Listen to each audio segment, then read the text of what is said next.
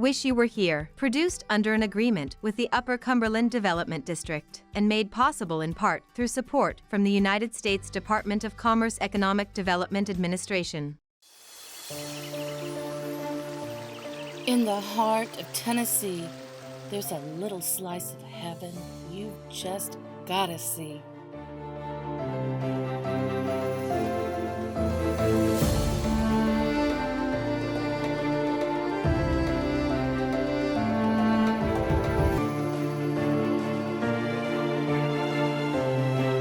Oh man, wish you were here. Let's see what trouble our Wish You Were Here correspondent Rafferty Cleary got into when he visited the Dale Hollow National Fish Hatchery just below the dam at Dale Hollow Lake.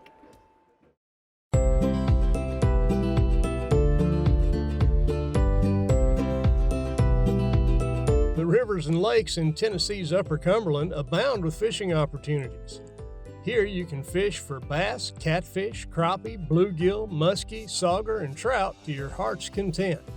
The rainbow, brown, lake, and brook trout are stocked regularly from a facility operated by the U.S. Fish and Wildlife Service at the base of the Dale Hollow Dam. You can visit for yourself. I'm telling you, you've never seen so many trout. Hello everybody, I'm Rafferty Cleary, and today we're at the Dale Hollow National Fish Hatchery. And I'm trying to catch a rainbow trout.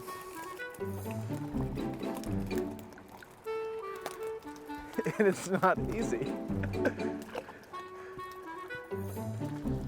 This is a rainbow trout, stocking size.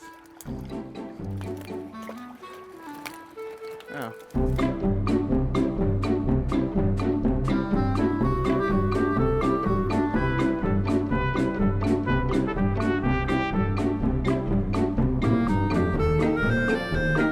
I'm with Thomas Reeves. He is a fish biologist with the U.S. Fish and Wildlife Service. Thomas, tell us a little bit about the Dale Hollow National Fish Hatchery.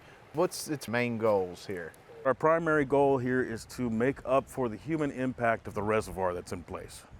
That reservoir has increased the depth of Dale Hollow Lake and decreased the water temperature, the water's coming out of that reservoir. So the species that can survive in that waterway are now trout that we have to raise at this facility.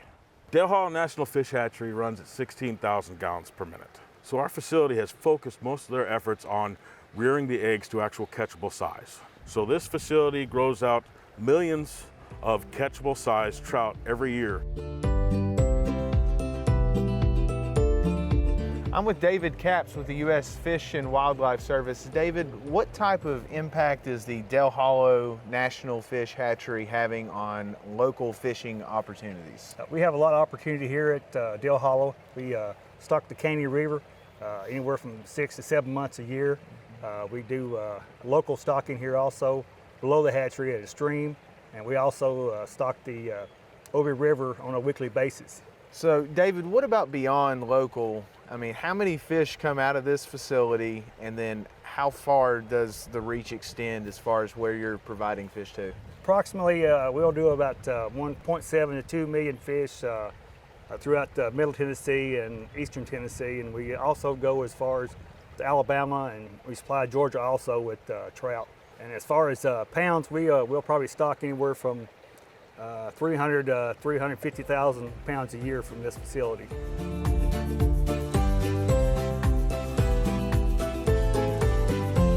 So give us some secrets here. Where are the fishing holes, the honey holes here in the area?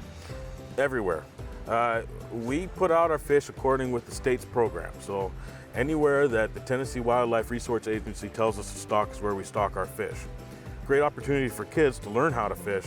We stock the Hatchery Creek, the water that's coming out of this facility. We stock it every single Friday without fail, except for maybe holidays. We'll stock it on Thursday instead of Friday. And then we'll also stock the Obie River and everywhere local for the hatchery as often as possible.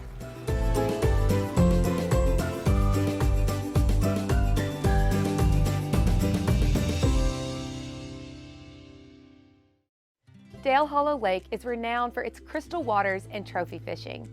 Recently, field correspondent Rafferty Cleary visited Dale Hollow Marina at Cedar Hill in Salina, Tennessee, to do some fishing of his own. I wonder if he had any luck catching anything. Hey everyone, Rafferty Cleary here, coming to you from Salina, Tennessee on the beautiful Dale Hollow Lake at Cedar Hill Marina. Today we're trying to catch a Dale Hollow Mondo.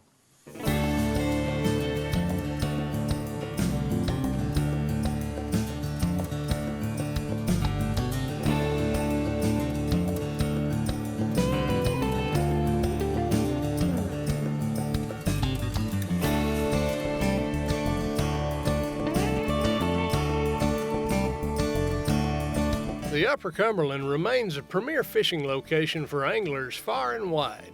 Dale Hollow Lake is renowned for its crystal waters and trophy fishing. With more than 650 miles of shoreline and 28,000 acres of exceptional waters, there are plenty of opportunities to cast a line. Just about right there. Off to the right of it? Yeah, just right, close as you can get to it without being in it. That just, yeah, let her fall. Golly, keep forgetting. There's 100, 75 to 100 on this pile right now.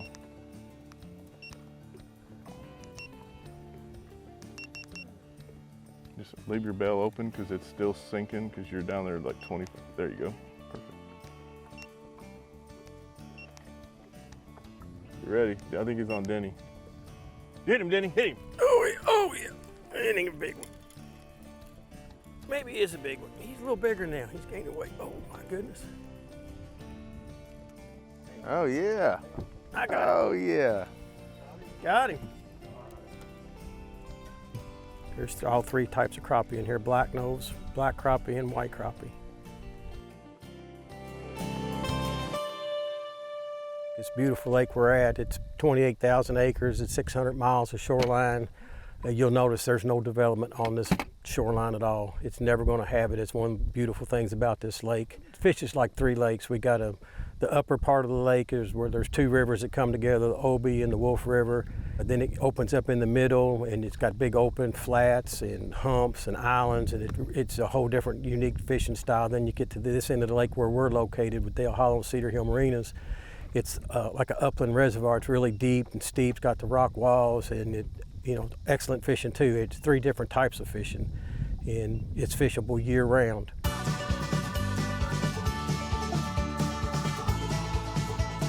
Yep, it's a Mondo. Oh my goodness. Oh my. Holy smokes. Now That's Mondo. Oh, he's got one. He's got one. nice and slow. Slow and steady. Oh my goodness. Nice. Nice. Oh snap. Now this. Hopefully we got this on video. Oh, These are both black nose, so we need to talk about. Hold that fish for me. I'll hand you yours here in just a moment. Yeah.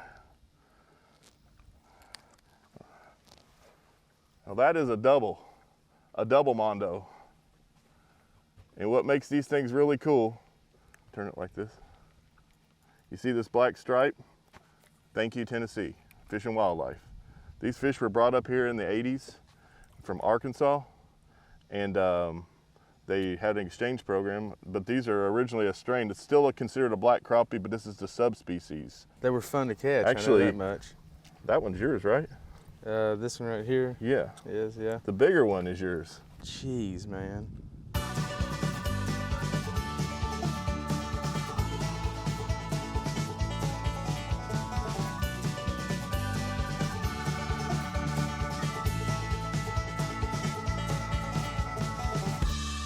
Dennis Wilbert is hanging out with us as our lake day continues. He is the owner of Dale Hollow Marina at Cedar Hill. We're cooling off inside one of these cozy cabins here at the marina, just one of many experiences folks can come to expect when they visit here. Can you kind of roll through some of those experiences, Dennis? Sure, yeah, we have 12 cabins, we have 10 motel rooms, we have 12 houseboats ranging from 4 bedrooms to 6 bedrooms. We have 5 pontoon boats, fishing boats, walleye boats. We have pretty much anything you want to do to enjoy this lake. There's a kind of a sentimental value to this place to you, isn't absolutely. there? I started coming here when I was 6 years old, and we came here every year for 2 weeks in July and got my heart real early and blessed to be able to buy it. Dennis, we were good stewards of the water while we were out on the boat today. We threw a couple Del Hollow Bondos back, but we did bring some stuff back that we can hopefully cook up. What do you got for us in store? We got a special recipe. Corey is a gourmet cook. It's a good diet type of fish. It's good for you to eat. He's preparing it for us now, and he's going to bring it over. We're going to fry it up, and you're in for a treat.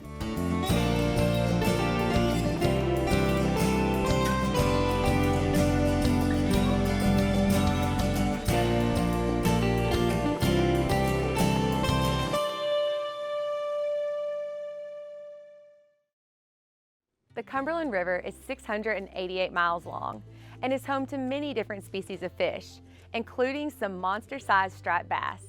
Field correspondent Rafferty Cleary heard tales of the river monsters that live in the Cumberland and recruited some help as he began his quest. Let's join Rafferty on the Cumberland River out of Donaldson Park in Salina, Tennessee to see if his search was successful.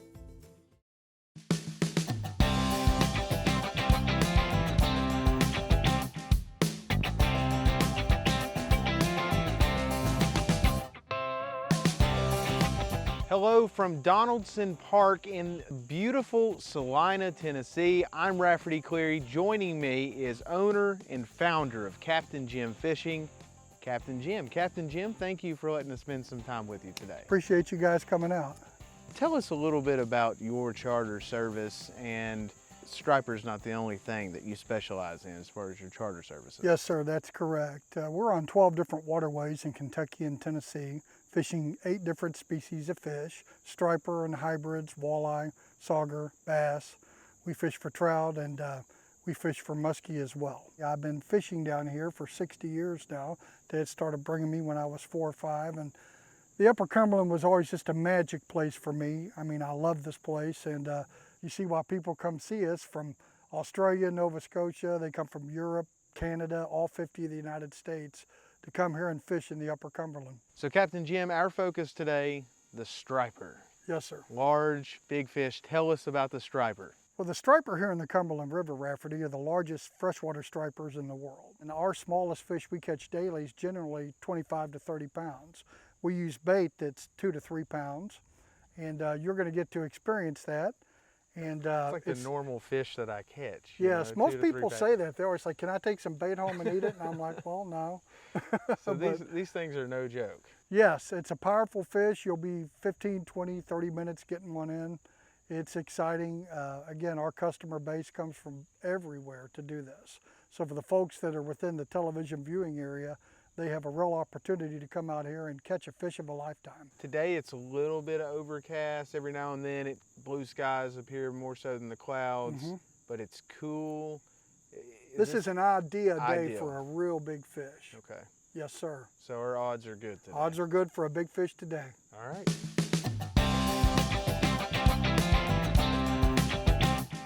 So you see how the planer board's playing out away from the boat? Right. Stripers have better eyesight than humans do, and they can see. So we got to get them out away from the boat because they see the boat as a big predator.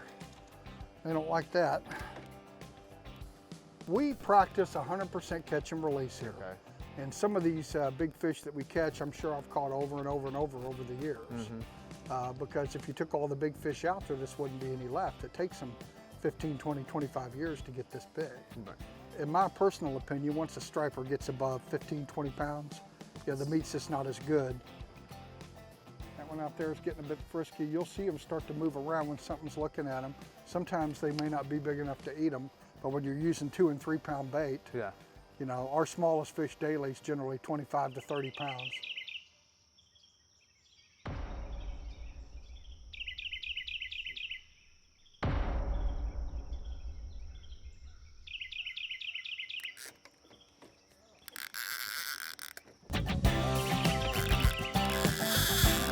Great big fish.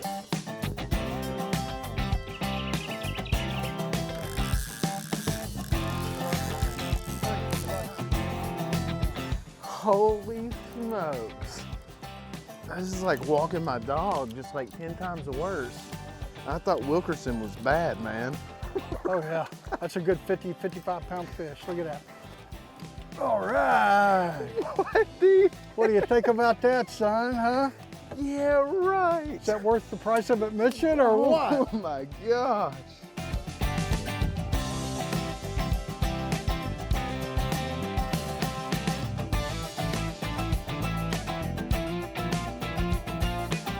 My legs are shaking, my hands are shaking, my body is like, I almost have a nervous feeling, you know? Because I've never felt something so powerful. If you had to guesstimate the weight, what do you think? That fish was 52, 53 pounds. Unbelievable. Yeah, about 4 pounds off the company record. Congratulations on your championship fish. I'm addicted right now. Yeah. Can we do one more before we leave?